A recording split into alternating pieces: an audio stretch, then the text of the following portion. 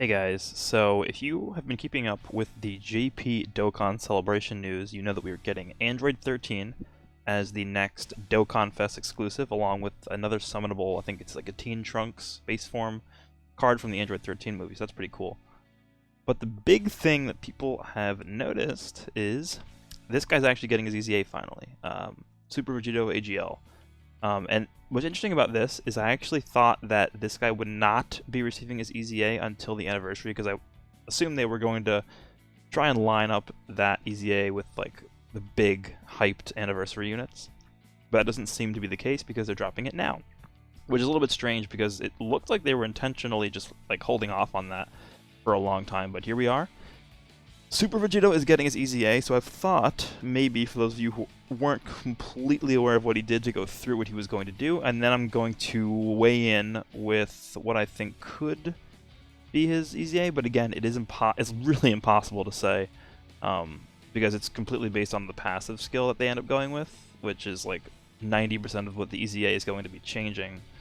But anyway, let's go through what this Vegito does. For the longest time, this guy was the best card in the game, like undisputed. When he first released, I believe it was back in like 2016 or 17, one of those two.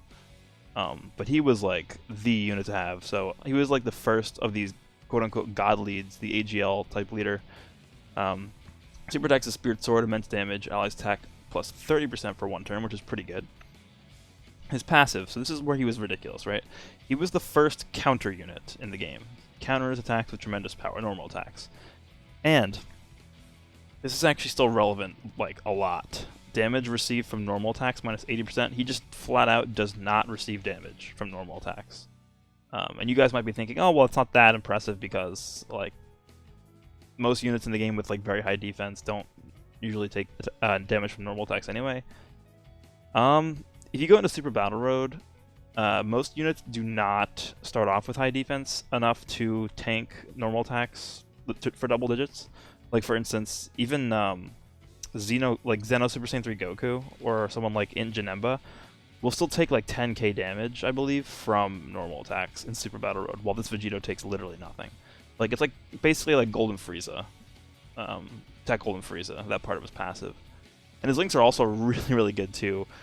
Super Saiyan Prepare for Battle, Fuse Fighter, Shocking Speed, and First Battle are all top tier links. So like 5 of his links are super top tier. Golden Warrior's useful too.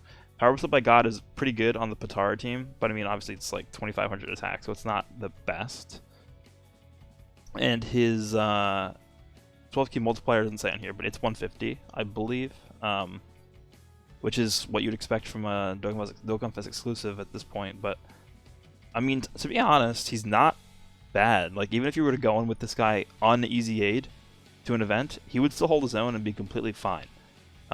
But I think the thing that people are excited about for this guy is the fact that he is a counter unit getting an EZA to the fact where his attack stat is going to be over 18,000, which is pretty ridiculous because that's like approaching LR territory. It's not as good as an LR, but it's like in the same vicinity as an LR.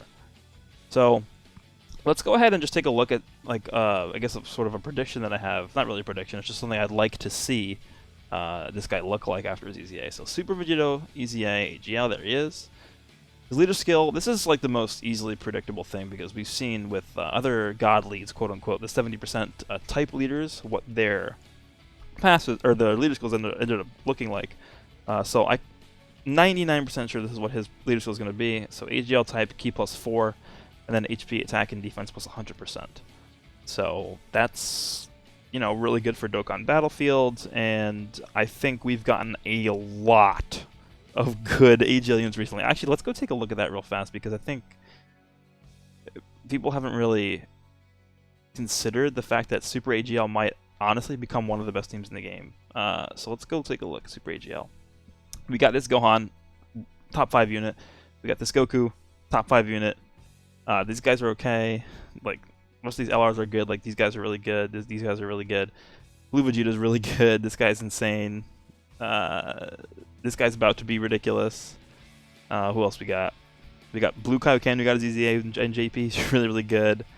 Like, LRK and Caulifla. Oh, this is global, by the way. This is not even JP. Hold on.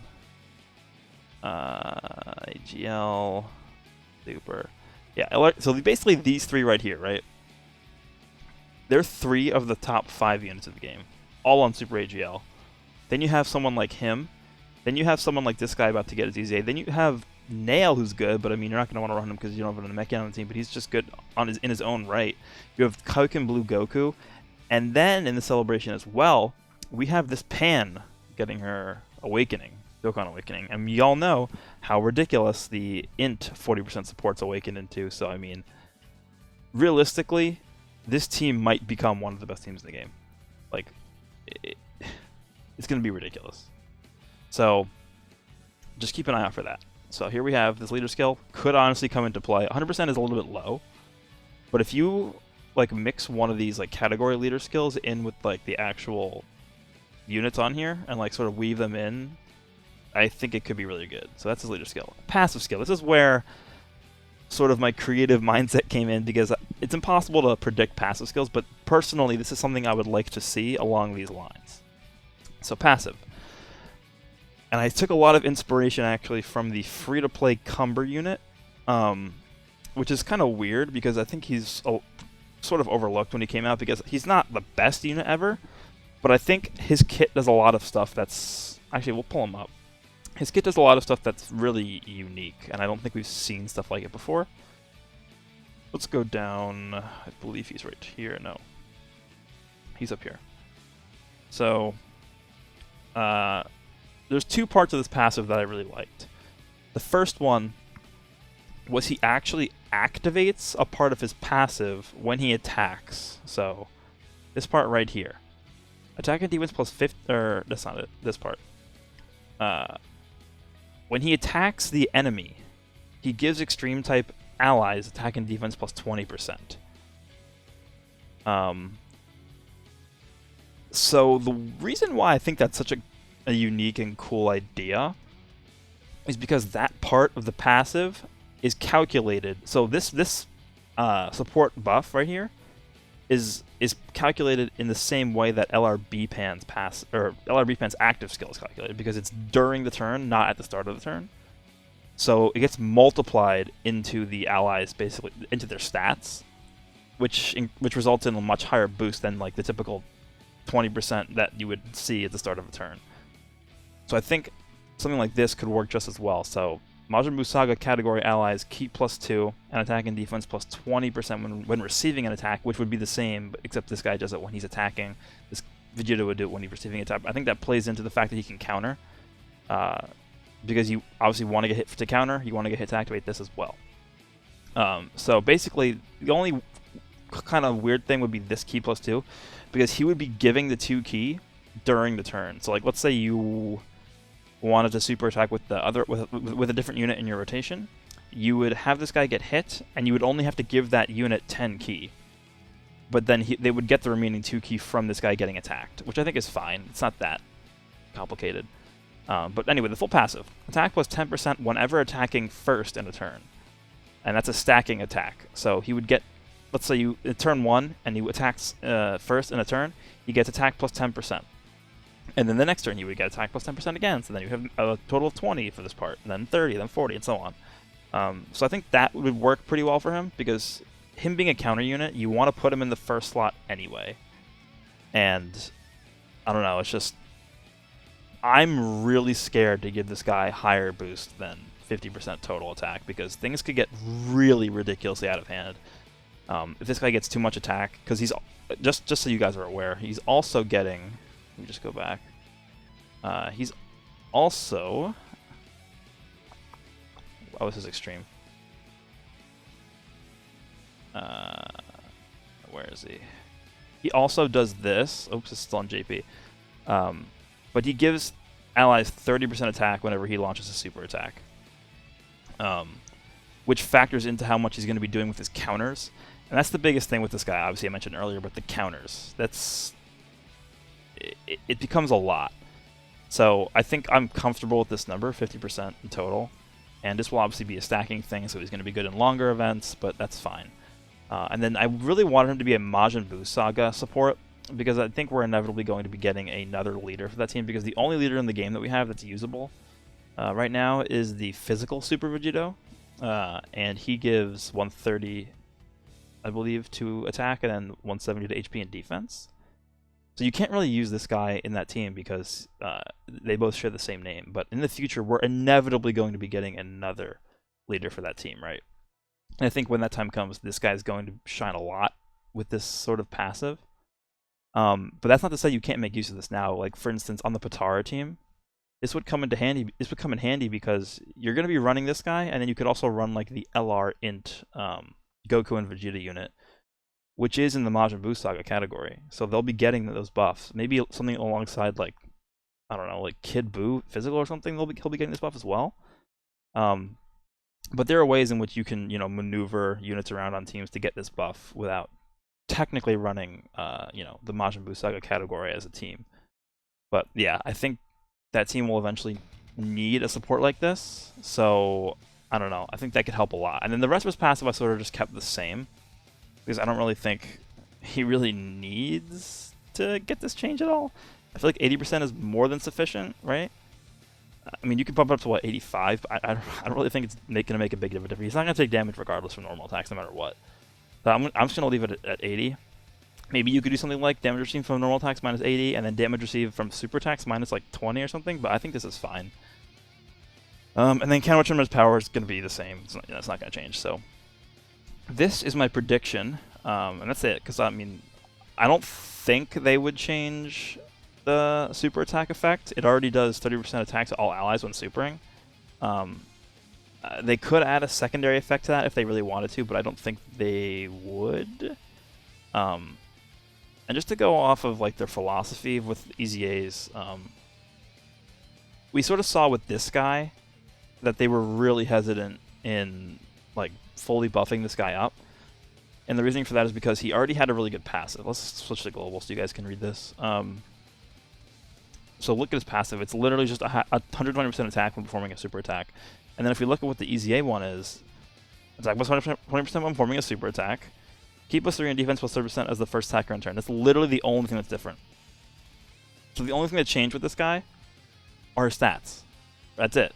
And a super attack effect, I believe. He got like a stacking defensive buff on it or something. Yeah, 30% defense for 3 turns. That's it. That's literally it. The only thing that changed is his attack number. Is like, what? Like 17 something? 18 something? I think it's 17 something. So that alone made this guy an extremely hard hitter. Just the fact that he got those stats. So, I don't know. But then they go ahead and do stuff like this. And they give this guy like the most ridiculous EZA ever. So, it's really hard to say what this guy's going to end up looking like. But I'm just going to let you guys know, I don't see them making this guy better than Strength Cooler.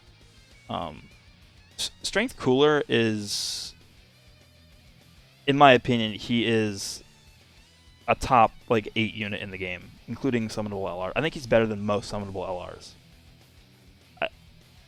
I don't know if I'm not gonna say they made a mistake with making him that good, but I'm just confused as to why they made him so much better than every other like Dokkan Fest exclusive TUR in the game. So I don't think this guy will be better than Strength Cooler, but they don't really need to do much to this guy in order for him to become like ridiculously good. And I think the same thing could have been said for Janemba, just because of the fact that he guards against all attacks was just like a mind-blowingly overpowered ability. And I think the same could be said for Counter with Tremendous Power. That's also a mind-blowingly overpowered ability.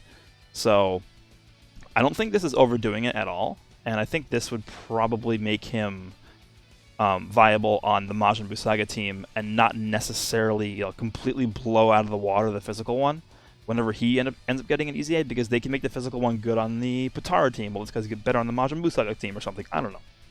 They've been doing this thing where they've been making units specifically oriented towards multiple teams, or towards specific teams, rather than being good all around. So that is my take on the Super Vegito EZA. They could also just go ahead and make this guy the best unit in the game and give him like 100% attack and defense, and like reduce damage taken from super attacks as well as normal attacks, and like does all this crazy stuff. But I don't think they're gonna do that, right? I think they understand. They understand the concept of balance, I guess, with units like EZA units, to not make them that overpowered. Like, Janemba is overpowered, but it's not like to the degree of making this guy like the best unit ever. Because that could potentially happen if they go too far. Because they don't really need to do much to make this guy that good. But yeah, that's going to do it for this one. Hope you guys enjoyed, and let me know down below what you think will happen with this guy. And I'll see you all in the next one.